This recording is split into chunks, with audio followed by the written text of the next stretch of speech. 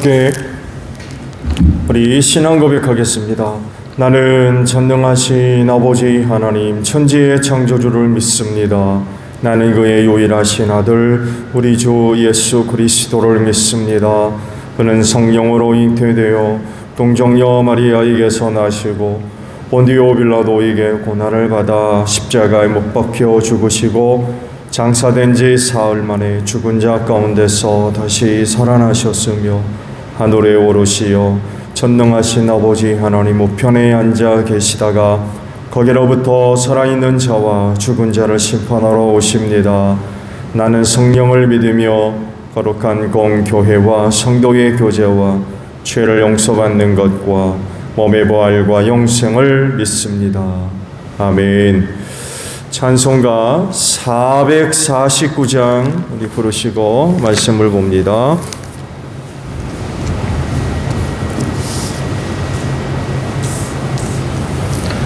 (449장) 찬송합니다.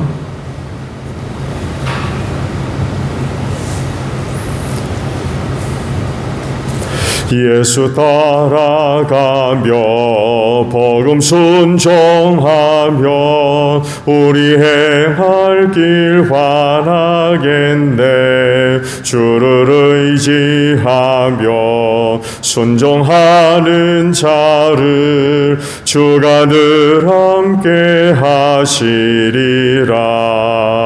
의지하고 순종하는 길을 예수 안에 즐겁고 복된 길이로다. 해를 당하거나 우리 고생할 때 주가 위로해 주시겠네. 주를 의지하며 순종하는 자를 주가 합의해 주시리라. 의지하고 순종하는 길은 예수 안에 즐겁고 복된 길이로다. 남의 짐을 지고 슬픔 위로하면 주가 상급을 주시겠네. 주를 의지하며 순종하는 자를 항상 복 내려 주시리라. 의지하고 순종하는 길은 예수 안에 즐겁고 복된 길이로다. 우리 받은 것을 주께 다 드리면 우리 기쁨이 넘치겠네. 주를 의지하며 순종하는 자를 은혜 풍성케 하시리라.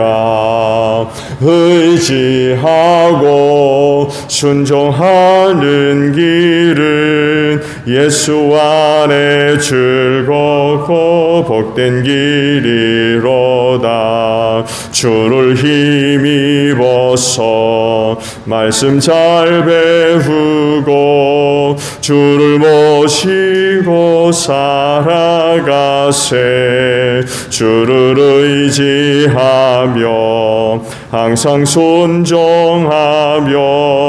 주가 사랑해 주시리라.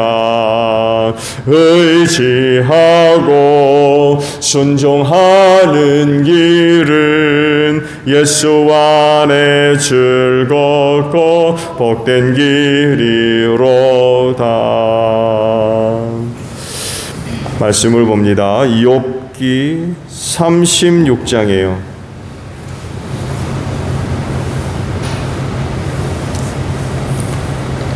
1절에서 15절까지 봅니다. 욥기 36장 1절로 15절입니다. 다시 엘리후가 말을 이었다. 조금만 더 참고 들으시기 바랍니다. 아직도 하나님을 대신하여 드릴 말씀이 있습니다. 나는 내가 가진 지혜를 모두 다 짜내서라도 나를 지으신 하나님이 의로우시다는 것을 밝히겠습니다. 내가 하는 이 말에는 거짓이 전혀 없습니다. 건전한 지식을 가진 사람이 지금 욥 어른과 더불어 말하고 있습니다. 하나님은 큰 힘을 가지고 계시지만 흠이 없는 사람을 멸시하지 않으십니다. 또 지혜가 무궁무진하심으로 악한 사람을 살려두지 않으시고 고난받는 사람들의 권리를 옹호하십니다. 의로운 사람들을 외면하지 않으시며 그들을 보좌에 앉은 왕들과 함께 자리를 길이 같이 하게 하시고 그들이 존경을 받게 하십니다. 그러나 의로운 사람이라도 하나님께 복종하지 않으면 쇠사슬에 묶이게 하시고 고통의 줄을 얽매여서 벗어나지 못하게 하십니다. 그러는 동안에 하나님은 그들에게 그들이 한 일을 밝히시며 그들이 교만하게 지은 죄를 알리십니다. 하나님은 또한 그들의 귀를 열어서 경고를 듣게 하시고 그들이 악을 버리고 돌아오도록 명하십니다. 만일 그들이 하나님께 순종하고 그분을 섬기면 그들은 나날이 행복하게 살고 평생을 즐겁게 지낼 것입니다. 그러나 그들이 귀담아 듣지 않으면 결국 죽음의 세계로 내려갈 것이고 아무도 그들이 왜 죽었는지를 모를 것입니다. 불경스러운 자들은 하나님께 형벌을 받을 때에 오히려 하나님을 원망하면서 도와주시기를 간구하지 않습니다. 그들은 한창 젊은 나이에 죽고 남창들처럼 요절하고 말 것입니다. 그러나 사람이 받는 고통은 하나님이 사람을 가르치시는 기회이기도 합니다. 사람이 고통을 받을 때에 하나님은 그 사람의 귀를 열어서 경고를 듣게 하십니다. 아멘. 오늘은요 3절에 있는 말씀을 함께 나누고자 합니다. 나는 내가 가진 지혜를 모두 다 짜내서라도 나를 지으신 하나님이 의로우시다는 것을 밝히겠습니다 라는 말씀이에요. 하나님은 실존하시기 때문에 특별한 방법이나 그렇지 않더라도 여러 가지 어떤 현상과 또 사건들을 통해서 그 실존이 드러나죠. 멸망받을 자들은 하나님이 그 눈을 감기셔서 보지 못하게 하시고 또 듣지 못하게 하시고 또 깨닫지 못하게 하시기 때문에 아무리 하나님의 실존이 여러 가지로 나타나도 볼 수가 없어요.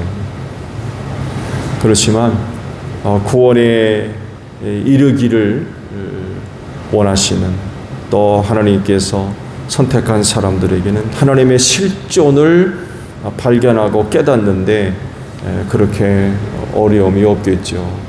남들이 보지 못하는 것을 보고 또 듣고 깨닫는 그런 그 은혜들이 있기 때문에 그렇습니다. 이런 것들을 통틀어서 계시라고 하는 말로 표현을 하기도 합니다. 하나님의 당신 자신을 나타내 알리시는 거죠. 여기에는 제한이 없어요. 모든 것을 창조하셨고 또 주관하시고 통치하시는 그런 분이기 때문에 하나님의 계시의 방법에는 사실 제한이 없습니다. 그중 가장 대표적인 것이 성육신이죠. 하나님께서 사람의 몸을 입으시고 독생하신 아들로 이 세상에 오신 것, 이 성육신이야말로 가장 구체적인 계시라고 할 수 있죠. 그래서 하나님의 실존을 사람들 눈에 생생하게 보여주셨고 저들의 귀에 그분의 음성과 말씀을 들려주셨고 입술을 통하여 손길을 통해서 그들의 육체를 통해서 하나님을 느끼는 그런 그 은혜들을 허락해 주셨죠. 그리고 이 성육신이 이야기하는 것 중에 대표적인 게 사랑입니다. 하나님은 사랑이라고 하신 이 사랑을 이 성육신을 통해서 가장 잘 보여주셨어요.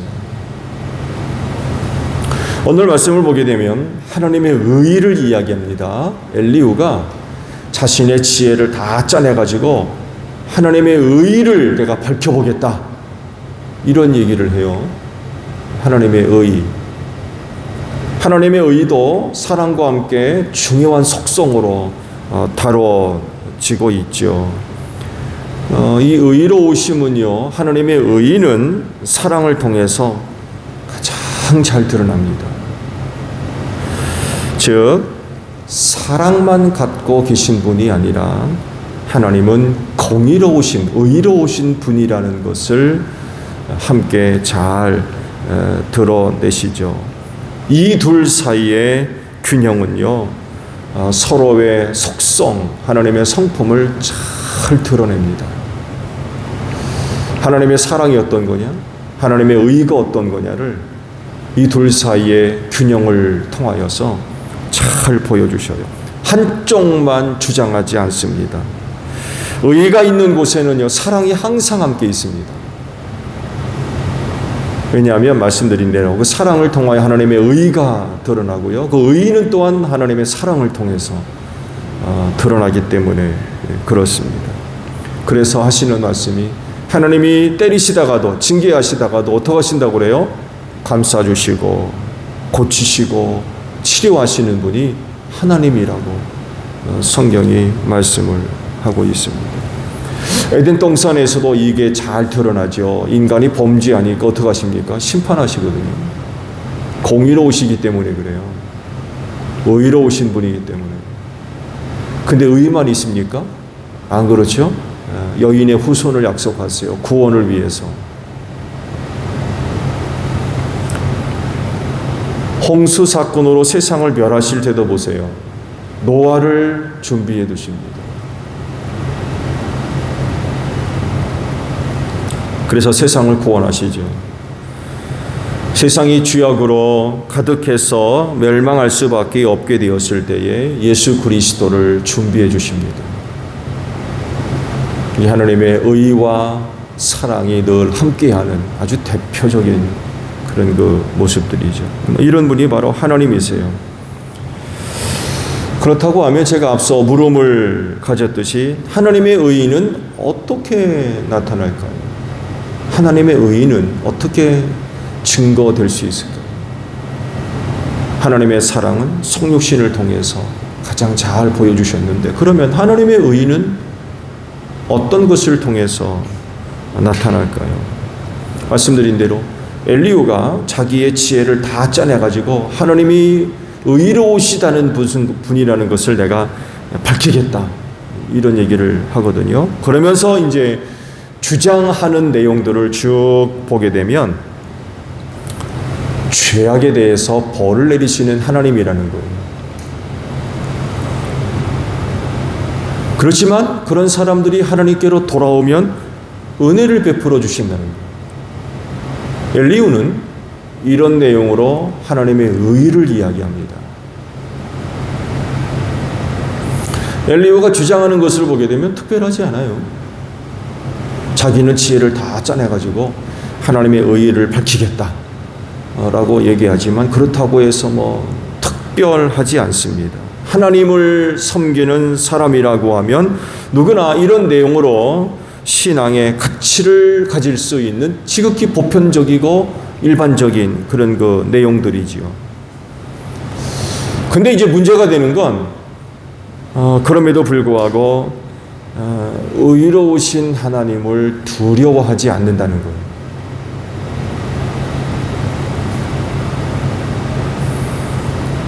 하나님의 의의를 믿고 신앙생활하는 사람이라고 하면 두려워합니다. 성경은 경외라는 말로 이제 표현을 해놨는데 두려움으로 섬긴다는 거죠. 왜냐하면 의롭기 때문에 그렇습니다. 하나님의 의로우신 분이라서.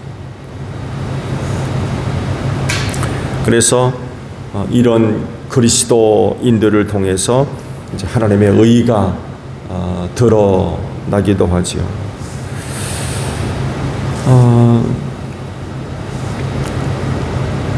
하나님을 두려워하는 마음으로 섬기는 사람들에게 있어서 공통점을 한 가지 찾아본다면 순종입니다. 하나님의 의의는 바로 이 순종을 통해서 드러납니다. 세상이 하나님의 의의를 비웃고 믿지 않는 가장 큰 이유 중에 하나가 하나님을 섬기는 사람들이 불순종합니다.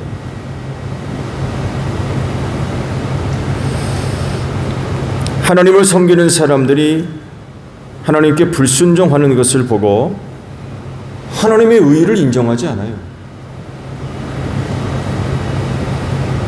누구보다도 하나님의 의의를 확증해 보여야 할 사람들이 불순종하면서 죄짓고 타락하고 부패하는데 무슨 하나님의 의의가 있어요? 그 의의가 존중될 수 있습니까? 존중되지 않습니다.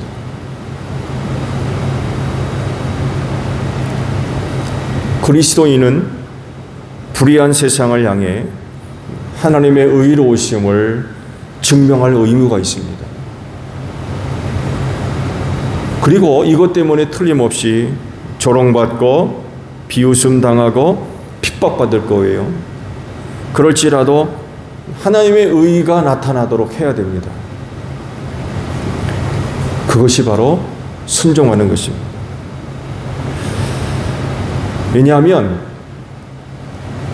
하나님이 의로우신 분이라는 것을 믿기 때문에 그래요. 믿으니까 순종하는 거죠.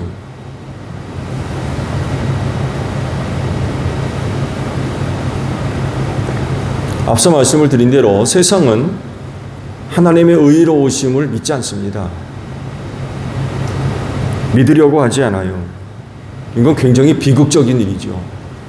그래서 세상이 얼마나 타락하는지 몰라요.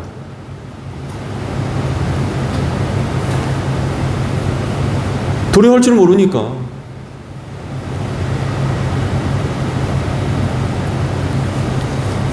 오히려 자기들이 더 의롭다고 생각합니다. 왜냐하면 하나님을 섬기는 사람들이 순종하지 않고 범죄하고 타락하거든요. 그러다 보니까 자기들이 더 의로운 줄 알아요. 이렇게 만든 책임이 어디 있느냐? 하나님을 섬기는 사람들입니다. 이들이 하나님의 의를 드러나지 않아요. 증명하지 않습니다. 그러다 보니까 세상 사람들이 하나님의 의로우심을 전혀 인정하지 않습니다. 인정하려고 들지를 않아요. 그를 믿는 사람들이 타락하는데 무슨 하나님의 의의가 있어요?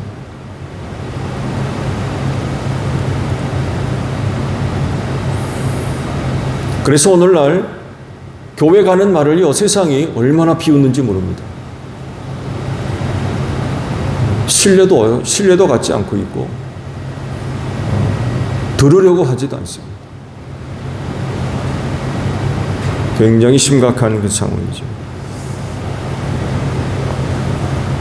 엘리야는 자기 지혜로 하나님의 의로움을 밝히겠다라고 이야기하는데, 오늘 하나님을 섬기는 여러분은 하나님의 의로우심을 어떻게 밝히겠습니까? 어떻게 밝히실 거예요? 하나님은 틀림없이 의로우신 분이잖아요.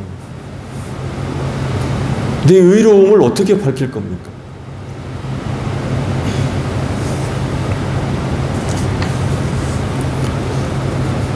여러 가지 방법이 있겠습니다만 해도 그 중에 한 가지가 순종하는 거예요.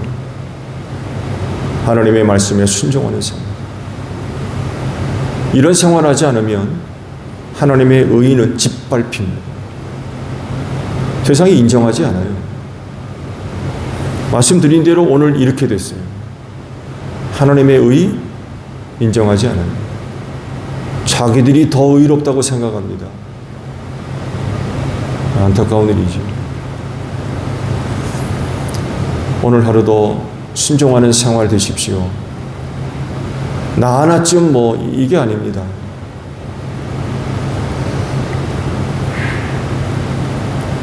오늘도 세상 속으로 나아가십니다. 오늘 그곳에서 하나님께 순종하십시오. 작은 나지만 작은 나 하나가 있는 곳에서 순종을 통하여서 하나님의 의의를 세워가는 이런 그 역할들 너무나도 필요로 하는 이 세대가 되고 있어요. 오늘 하루의 삶이 하나님께 순종하는 그리고 귀한 삶이 되어지시기를 바랍니다. 주기도문 합니다. 하늘에 계신 우리 아버지, 아버지의 이름을 거룩하게 하시며 아버지의 나라가 오게 하시며 아버지의 뜻이 하늘에서와 같이 땅에서도 이루어지게 하소서. 오늘 우리에게 일용할 양식을 주시고 우리가 우리에게 잘못한 사람을 용서하여 준 것 같이 우리 죄를 용서하여 주시고 우리를 시험에 빠지지 않게 하시고 악에서 구하소서. 나라와 권능과 영광이 영원히 아버지의 것입니다. 아멘.